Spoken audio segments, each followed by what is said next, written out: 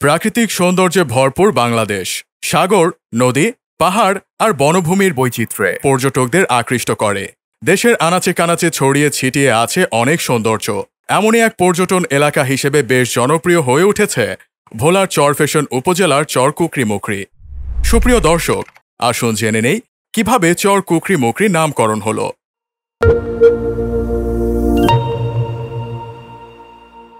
তৎকালীন জার্মান যুবরাজ Prince brown জনমানবহীন এই চরে জাহাজ নিয়ে আসেন শিকারের উদ্দেশ্যে। দেখতে পান একটি বিড়াল ও কুকুর ছুটোছুটি করছে। সেই দৃশ্যাবলী তাকে মনে করিয়ে দেয় নির্জন এই চরের নামকরণ। পরে জার্মানের অনুদিত রূপ হিসেবে বাংলায় যার নামকরণ হয়ে যায় চর কুকরিমুকরি। ভোলা জেলা সদর থেকে প্রায় ১০০ কিলোমিটার এবং চরফ্যাশন উপজেলা সদর থেকে ১৭ কিলোমিটার দক্ষিণে বঙ্গোপসাগরের কোল ঘেঁষে সাগরকন্যা কুকরিমুকরি দ্বীপের অবস্থান। প্রায় ২০ বর্গ কিলোমিটার আয়তনের ম্যানগ্রোভ বাগান সহ ৪০ বর্গ কিলোমিটার আয়তনের কুকরিমুকরি একটি ইউনিয়ন। জাতির জনক বঙ্গবন্ধু শেখ মুজিবুর রহমান ১৯৭৩ সালের ১৩ ডিসেম্বর কুকরিমুকরি সফর করেন এবং এর প্রাকৃতিক সৌন্দর্যে মুগ্ধ হয়ে দ্বীপটিকে পর্যটন কেন্দ্র হিসেবে গড়ে তোলার আগ্রহ প্রকাশ করেন। তারই ধারাবাহিকতায় সাবেক রাষ্ট্রপতি মোহাম্মদ আব্দুল হামিদ ১৫ জানুয়ারি ২০১৮ তারিখে ভোলার চরফ্যাশন উপজেলায় দ্বীপকন্যা খ্যাত চর কুকরিমুকরি ইকো পার্কের ভিত্তিপ্রস্তর স্থাপন করেছেন।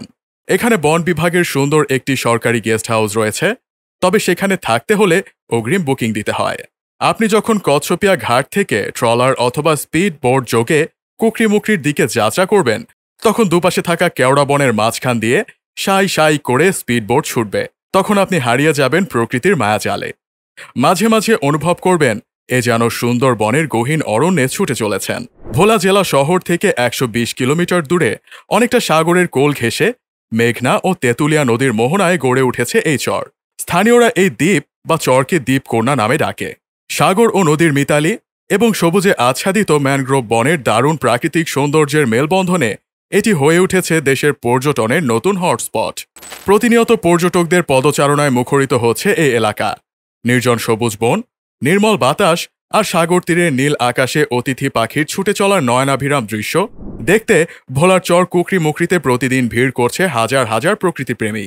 ইট পাথরের ব্যস্ত জীবন ছেড়ে প্রশান্তির খোঁজে আসা এসব মানুষ এখানকার অপরূপ সৌন্দর্যে মুগ্ধ। ক্ষণিকের জন্য হলেও প্রকৃতির সঙ্গে সখ্যতা গড়ে তোলে রাজধানী সহ দূর দূরান্ত থেকে আসা মানুষরা। এইখানে গেলে আপনি দেখতে পাবেন ১৫,০০০-এরও বেশি হরিণ। এছাড়া রয়েছে পাখি পরিযান, লাল কাঁকড়া, বুনো মহিষ, বানর, বনবেড়াল, মেছোবাঘ, ভোদর, শিয়াল, বন মোরগ সহ নানা প্রজাতির বন্যপ্রাণী। কৃত্রিম দুনিয়া ছেড়ে আসা এসব পর্যটকদের নিজের বুকে আপন করে নেয় চর কুকরিমুকরির প্রকৃতি। তবে প্রতি বছরই পর্যটক আসার সংখ্যা বাড়লেও বাড়েনি কাঙ্ক্ষিত সুযোগ সুবিধা। একই সঙ্গে নদী, সমুদ্র ও বনের সান্নিধ্য পেতে সেখানে চলে যান অনেকে। পর্যটকদের জন্য চাঁদনি রাতে সেখানে অবস্থানেরও সুযোগ তৈরি করেছে স্থানীয়রা। নিরাপত্তার বিষয়ে সজাগ তারা। চারদিকে জলরাশি দ্বারা বেষ্টিত প্রমত্তা মেঘনার উত্তাল ঢেউয়ে পলি জমতে জমতে এ দ্বীপটির জন্ম। সাগরের কোল ঘেঁষে জন্ম নেয় চর কুকরিমুকরিকে অনেকে স্বপ্নের দ্বীপ হিসেবে আখ্যায়িত করেছেন। এখানে মেঘনা নদীর ঢেউ এমন রূপ পায় যা দেখলে মনে হবে আপনি সাগরের কোনো সৈকতে অবস্থান করছেন। ১৯৮৯ সালের ১৪ মে বন বিভাগের তত্ত্বাবধানে প্রায় ৩,৬০,০০০ একর জমিতে সংরক্ষিত শ্বাসমূলীয় ম্যানগ্রোভ জাতীয় বৃক্ষের বনায়ন শুরু হয়। বর্তমানে চরে বনভূমির পরিমাণ ৮,৫৬৫ হেক্টর, যার মধ্যে ২১৭ হেক্টর জমি বন্যপ্রাণীর অভয়াশ্রম এবং বসতি ও কৃষি আবাদের জন্য প্রায় ৪,৮১০ হেক্টর জমি রয়েছে। প্রকৃতির মাঝে ক্যাম্পিং ও লঞ্চ ভ্রমণ যারা ভালোবাসেন তাদের জন্য সেরা গন্তব্য হতে পারে চর কুকরিমুকরি। চর কুকরিমুকরি ভ্রমণের সেরা সময় হয় শীতকাল। এ সময় চর কুকরিমুকরির আসল সৌন্দর্য উপভোগ করা যায়। আবার ক্যাম্পিং করার জন্য শীতকালই সেরা, কারণ বর্ষায় চরের বেশিরভাগই ডুবন্ত থাকে। এই কারণে শীত বাদে অন্যান্য সময় চর কুকরিমুকরি ভ্রমণে না যাওয়াই ভালো। চর কুকরিমুকরি ভ্রমণের আদর্শ সময় হল জানুয়ারি থেকে মার্চ মাস।